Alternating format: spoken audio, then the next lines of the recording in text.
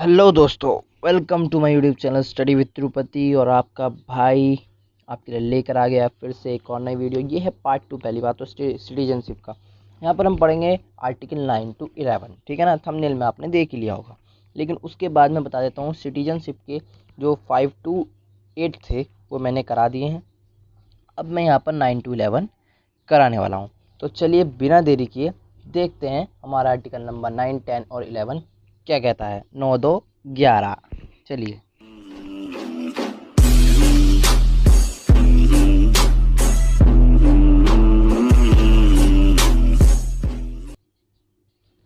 तो चलिए देखते हैं आर्टिकल नंबर 9 क्या कहता है। आज हमने पेन का कलर थोड़ा चेंज किया है, रेड से ब्लू पर आए हैं। ठीक है ना, तो देखिए, person voluntarily acquiring citizenship of foreign state not be A citizens. अब हिंदी में समझिए अच्छे से। विदेशी राज्यों की नागरिकता स्वेच्छा से अर्जित करने वाला व्यक्ति भारत का नागरिक नहीं होगा। अब ये क्या कहता है, तो डिब्री जाते हैं, वह व्यक्ति जो भारत का नागरिक होगा या भारत का नागरिक नहीं माना जाएगा जो स्वेच्छा से किसी और अन्य देश की नागरिकता ग्रहण कर लेगा। यानी कि अगर आप यहाँ से जा कर के अमेरिका की नागरिकता स्वीकार कर लेते हैं, या मान लीजिए आपने यहाँ से जा कर के किसी और भी देश की, नेपाल की, भूटान की, अलग देश की नागरिकता स्वीकार कर लेते हैं, तो आप भारत के नागरिक नहीं होंगे। ये कहता है हमारा आर्टिकल नंबर 9। आर्टिकल नंबर 10 क्या बोलता है, कंटिन्यूएशन ऑफ सिविल राइट्स, नागरिकों के अधिकारों की निरंतरता। ठीक है ना, ये अच्छे से समझ लेना। आर्टिकल नंबर 10, प्रत्येक व्यक्ति जो इस भाग के पूर्वगामी उपबंधों में से किसी के अधीन भारत का नागरिक है या माना जाता है, संसद के द्वारा बनाए जाने वाले किसी भी कानून के उपबंधों के अधीन है, ऐसे नागरिक बने रहेंगे। समझिए इस बात को क्या कहता है। Every person who is or is deemed to be a citizen of India under any part of provision of this part shall subjected to the provisions of any law that may be made by parliament continue to be such a citizen।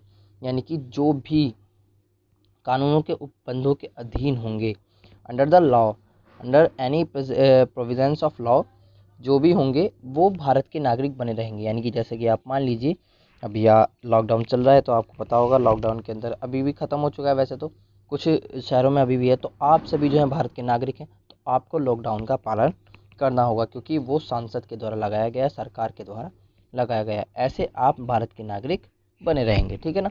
In article number 10 कहता है आपको हर शर्त जो है कानून की माननी पड़ेगी। आर्टिकल नंबर 11 क्या कहता है, regulation of citizenship rights by legislation by parliament, संसद द्वारा कानून बनाकर नागरिकता अधिकारों का नियमन। यानी कि समझिए, संसद को यह अधिकार है कि वे नागरिकता के अर्जन यानी कि नागरिकता लेने की वह और समाप्ति के तथा नागरिकता से संबंधित अन्य सभी विषयों में संबंध में विधि बना सकती है। विधि, ये वर्ड कानून, इसको हम लॉ भी कहते हैं, ये सिंपली लॉ। ठीक है ना।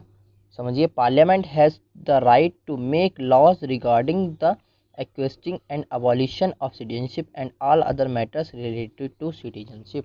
यानी कि अगर कोई चेंजमेंट, कोई कानून संसद को बनाना है, तो उसे पूरा अधिकार है, वो आपके कॉन्स्टिट्यूशन के जो ये पार्ट है, पार्ट सेकंड में जो है बदलाव कर सकती है, सिटीजनशिप में बदलाव कर सकती है। ठीक है ना, कोई भी कानून उसमें बना सकती है। तो ये आपका 11 तक ख़त्म हो चुका है। अब हम देखते हैं मोस्ट इम्पोर्टेंट, एकल नागरिकता क्या है, यानी कि सिंगल सिटीजनशिप सिस्टम क्या है जो इंडिया में लगाया गया है। तो चलिए बढ़ते हैं अपने एकल नागरिकता की तरफ। तो देखिए दोस्तों, हम आ गए हैं अपनी एकल नागरिकता वाली स्लाइड पर। Although the Indian constitution is federal and has adopted A dual राजधानी सेंटर एंड स्टेट। अभी मैं आपको बता देता हूँ, वैसे तो मैं हिंदी में पढ़ा नहीं सोचा था, लेकिन यहाँ फिर इंग्लिश भी बोलती, भाई मुझे तो भूल ही गए। इसलिए मैं सोच रहा हूँ पहले इंग्लिश में थोड़ा एक्सप्लेन कर देता हूँ अच्छे से। ठीक है ना, आज हिंदी में नहीं इंग्लिश में देखेंगे। देखिए कहता क्या है, it only provides a single citizenship in India. India के अंदर जो है दो तरह के सेंट्रल गवर्नमेंट और स्टेट गवर्नमेंट है। जैसे मैं अपने स्टेट को ले लूँ तो एक योगी सरकार और एक मोदी सरकार, स्टेट एंड सेंट्रल। ठीक है ना, लेकिन जो इंडिया की सिटीजनशिप है वो एकल है, सिंगल सिटीजनशिप है, सिंगल सिटीजनशिप इन इंडिया। ठीक है, इन है, सॉरी धोखे से हो गया, Indian citizenship. There is no separate citizenship system for states. ठीक है ना, यानी कि ऐसा नहीं है कि उत्तर प्रदेश का कोई अलग नागरिकता होगी, ठीक है ना। उत्तर प्रदेश की, आंध्र प्रदेश की, मध्य प्रदेश की कोई अलग नागरिकता हो, ऐसा कोई नियम नहीं है। हम सब भारतीय हैं, ठीक है ना, ये बात आप ध्यान रख लेना। तो यही इसी कॉन्सेप्ट पर जो है इसकी नागरिकता यूज है। अभी मैं बात बताता हूँ, dual citizenship arrangements have been adopted in other federal states such as the USA and Switzerland. ये यूएसए, ठीक है। तो यूएसए और स्विट्जरलैंड में जो है ये जो है फेडरल रिलेशनशिप, फेडरल स्टेट्स हैं, इनके अंदर जो है डुअल सिटीजनशिप का अरेंजमेंट है। वो कैसे, ये हिंदी में, ये सब मैंने आपको समझा दिया, ठीक है ना, यही चीज़ मैंने आपको समझाई है, देख लेना। Every person in America not only A citizen of America, जो हर व्यक्ति है अमेरिका का वो खाली अमेरिका का ही सिटीजन नहीं है, but also a citizen of the particular state where he lives, वो उस स्टेट्स का भी सिटीजन है जो उसके स्टेट में जो है निवास करता है। अब सर ये क्या बात हुई, ये तो इंडिया में भी नहीं, आप उसके सिटीजन ज़रूर हैं, आप उसके नागरिक ज़रूर हैं, लेकिन आपको वहाँ की नागरिकता के अधिकार प्राप्त नहीं है। आपको कोई भी ऐसा नहीं है कि आप आंध्र प्रदेश के हैं तो आपको अलग राइट्स प्राप्त होंगे, और आप अगर उत्तर प्रदेश के तो आपको अलग राइट्स प्राप्त होंगे, नहीं, कानून के हिसाब से आपको इक्वल राइट्स प्राप्त हैं। लेकिन अमेरिका में अगर आप वाशिंगटन के हैं तो आपको अलग राइट्स प्राप्त हैं, और अगर आप न्यूयॉर्क के हैं तो आपको अलग राइट्स प्राप्त हैं, क्योंकि ये एक फेडरल है। और फेडरल किससे बनता है, स्टेट से मिल करके बनता है, ना कि स्टेट्स के संगठन करके, ठीक है ना। तो यानी कि यूनियन नहीं है अमेरिका, फेडरल है। फेडरल में जो है स्टेट गवर्नमेंट की ज़्यादा चलती है, आपको पता है अच्छे से। मैंने अपने फर्स्ट लेक्चर में आर्टिकल नंबर फर्स्ट में अच्छे से क्लियर किया है, अगर किसी ने वो नहीं देखा है तो वो प्लीज़ जा करके देख लीजिए। मैं डिस्क्रिप्शन बॉक्स में पूरी लिंक डाल दूंगा, उसमें से आप चेक कर लीजिएगा, ठीक है ना। ही हैज़ डुअल ठीक है ना, in this contest he has dual rights of the national government and the state government, दोनों गवर्नमेंट की, राष्ट्रीय और सेंट्रल दोनों की जो है सिटीजनशिप प्राप्त है। This system can create discrimination problems. अब ये सिस्टम क्या करता है, भेदभावपूर्ण जो है स्थिति जो है क्रिएट कर देता है। अगर आंध्र प्रदेश के लोगों को अलग राइट्स होंगे, उत्तर प्रदेश के लोगों को अलग राइट्स होंगे, तो ये जो है बहुत भेदभावपूर्ण जो है बहुत सी जो है चीज़ें गलत कर देता है, ठीक है ना। तो इसलिए जो है the system of single citizenship was adopted in India only to overcome such problems. और भेदभावपूर्ण और इस तरह की जो प्रोवॉक्स जो होने लगते हैं, विरोध जो होने लगते हैं, उन सभी को रोकने के लिए जो है सिंगल सिटीजनशिप का जो है नियम जो है इंडिया में अपनाया। और पहले से ही जो है भारत अखंड है, भारत अखंड है, इसका नारा लगता है, और भारत को अखंडता देने के लिए ही जो है ये रूल जो है एकल नागरिकता का लाया गया है। अमेरिका में प्रत्येक व्यक्ति, मैंने आपको समझा दिया है, ठीक है ना, ये हिंदी में था, आप देख लीजिए, ठीक है।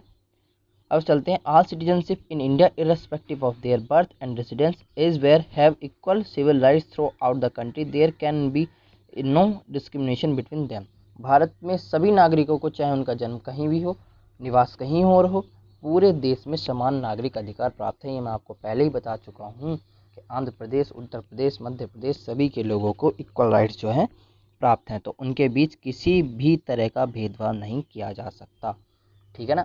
तो ये है, लेकिन अब आते हैं, थोड़ा सा एक चेंज है, अगर आप समझें तो हाँ, थोड़ा अपवाद तो है। जम्मू एंड कश्मीर को, जम्मू एंड कश्मीर को अगर हम लें तो उसमें थोड़ा अपवाद है, यानी कि वहाँ के जो रूल हैं वो थोड़े अलग हैं। वहाँ की जो विधानसभा है वो अलग, उनका अलग कानून है, माना जाता है। फिलहाल 370 के तहत उसे इंडिया में मिला लिया गया है, लेकिन पहले था ना, तो वो थोड़ा अपवाद था जम्मू एंड कश्मीर का। अगर देखा जाए तो S C and S T system जो है उसके अंदर जो है थोड़ा अपवाद है, क्योंकि SC एंड STs को जो है, अनुसूचित जाति को जो है अलग जो है थोड़ा सा दिया जाता है, अधिकार जो है प्राप्त है, ठीक है ना। तो ये इस जो है एकल नागरिकता के जो है क्या कह सकते हैं, अपवाद है, ठीक है ना, एक्सेप्शंस केस है, ठीक है ना। बाकी एकल नागरिकता आपको अच्छे से समझ में आ गई होगी, मैं उम्मीद करता हूँ ये लेक्चर आपको बहुत अच्छे से क्लियर हुआ है। अभी सिटीजनशिप में एक चीज़ रह गई है, वो है हमारा नागरिकता का अर्जन, यानी कि नागरिकता कैसे ग्रहण की जाती है और नागरिकता को छोड़ा कैसे जाता है। तो वो हम नेक्स्ट जो लेक्चर्स होंगे उसमें हम अपने कवर कर लेंगे। और आज के लिए इतना ही, थैंक यू फ्रेंड्स वेरी। और वीडियो पसंद आई हो तो लाइक कीजिए, शेयर कीजिए और चैनल को सब्सक्राइब कीजिए। Bye bye, tata, see you.